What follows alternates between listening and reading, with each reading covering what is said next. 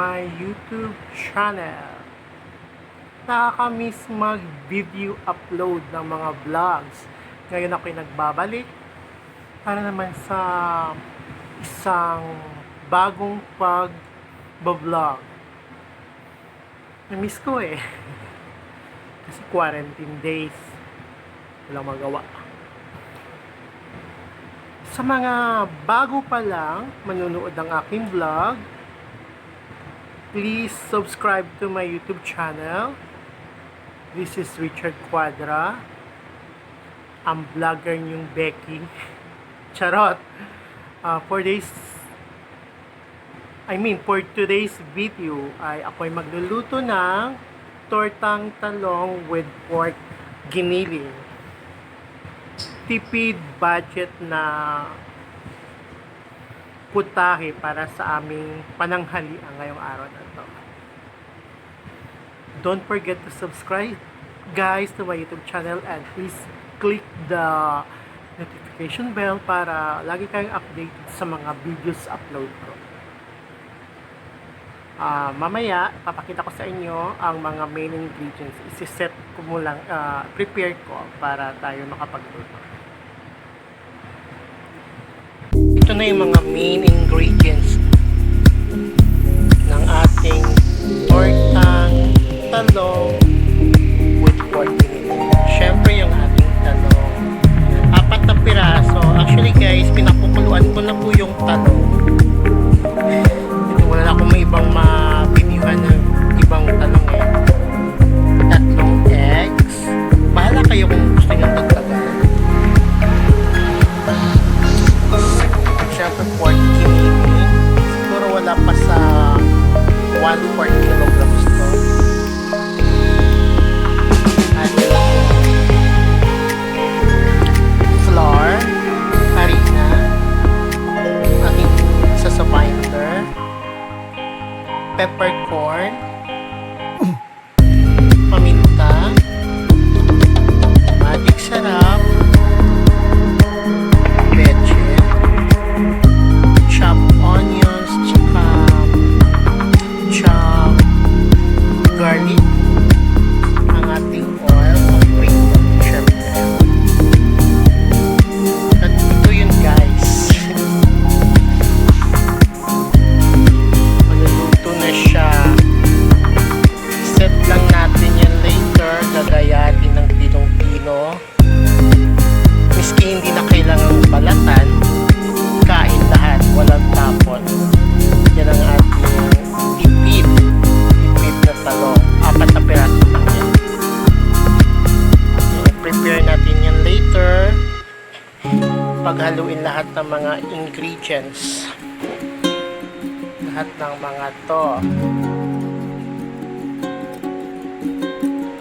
Para sa ating tortang talong.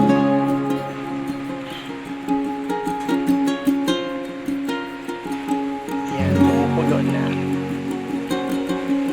Later guys. Guys, si Lynn pala, tutulungan tayo niya para gayatin ang talong. Yan.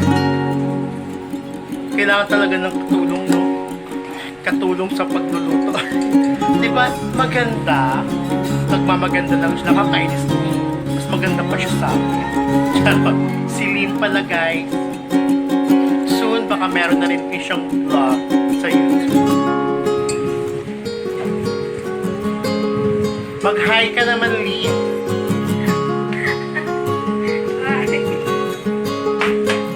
Mayayain siya, girls. Mayayain siya, guys. Malibig sinabi ko.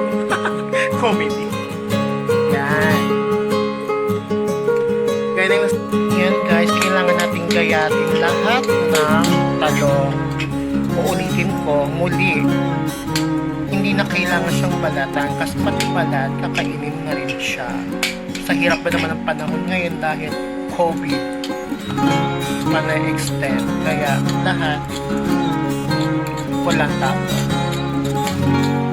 Yan. Pagkatapos niyan, paghahalo lang natin lahat ng mga ingredients para tayo makapagluto ng tortang talong with pork giniling. tapos nang gayatin, kaya pwede na natin pagsamahin yung mga ingredients. Ilagay mo na yung bawang tsaka mint. Oo.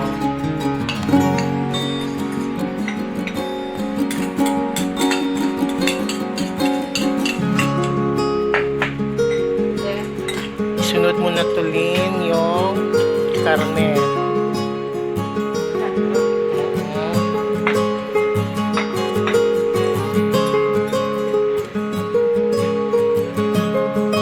I-mix lang natin together.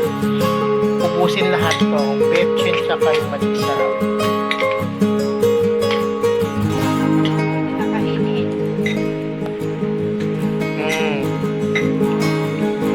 May assistant pa talaga ako, no? Ako yung videographer. Lahat yan kasi konti lang naman yan. Yes, kailangan sumasayaw din si Lynn habang nagmi-mix.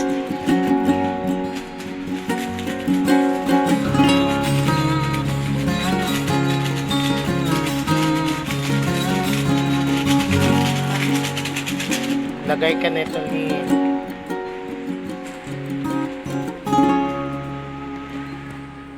Sunod natin yung egg. Lahat ng itlog, ubusin yan. At tulungan ko na rin siya kung na maglagay na ito. Alin na isa sa mga pang-binder natin. At saka tiktik yan, guys, para medyo kung marami kayo sa pamilya or sa isang bahay, dumami yung pagkain. Pandaraya. Subok ko na yan. Tsaka para medyo malapot yung ating mixture. Bahala kayo kung gano'ng kadami yung alin niya. Kasi ito, kalahating kilo. So wala pa sa 1 fourth yung nilagay ito. Lalagyan na lang yung mamaya kung kinakailangan. At syempre ito, paminta. Yung nakalagay ko na ito.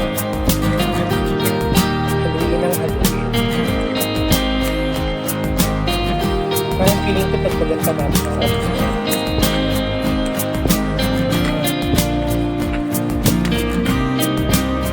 Don't you worry guys, parang hindi pa naman sa puso kalahati. Tsaka hindi pa naubos. Parang hindi pa umabot sa 1 fourth na rin. Pagkatapos niyan, iset na natin. Pagpahingahin, parang tao din napapagod. Charot lang. Para mamaya, ready na siya. Iprito. Hanggang mamaya guys. At ang aking assistant ay napapagod na rin. Maganda din siya hawang sumasayaw pa rin. Hi guys! Invite mo naman sila sa vlog ko na mag-subscribe, Lynn. I-subscribe ako sa aking vlog, si Richard Quadra. Mahihain siya talaga. Sige guys, later ako'y magpiprito na maya-maya. Yan, magigit na tayo ng ating pagpiprituhan.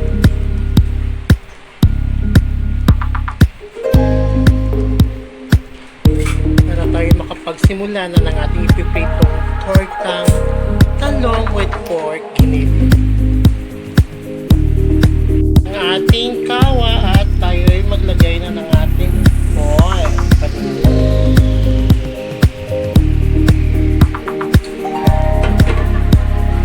Antayin uminit saka mag-prito.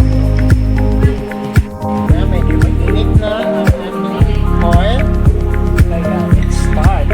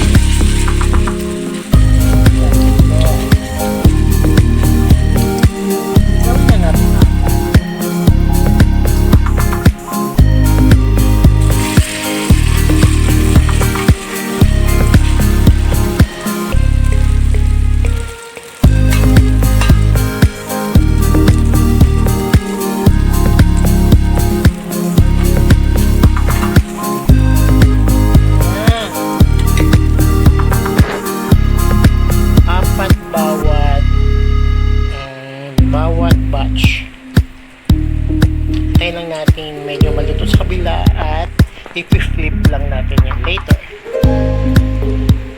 Medyo luto na yung kabilang side, i-flip natin.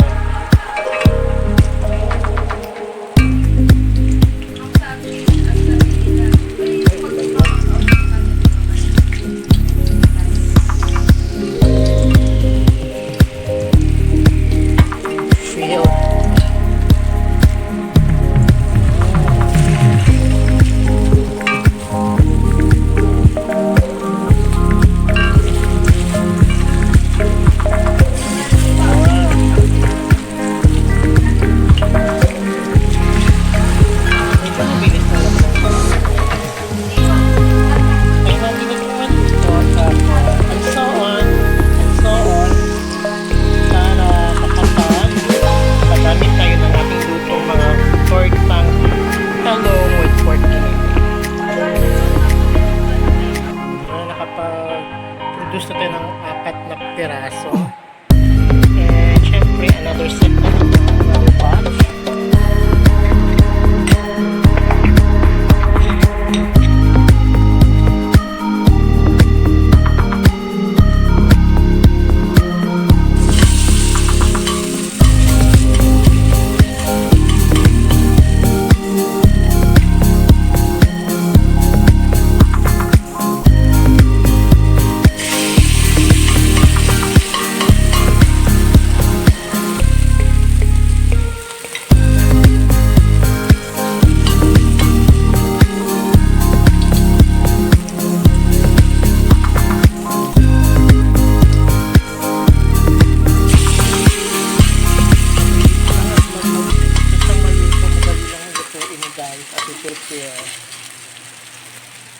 Guys, tapos na rin ako makapagluto. Ito na po yung finished product.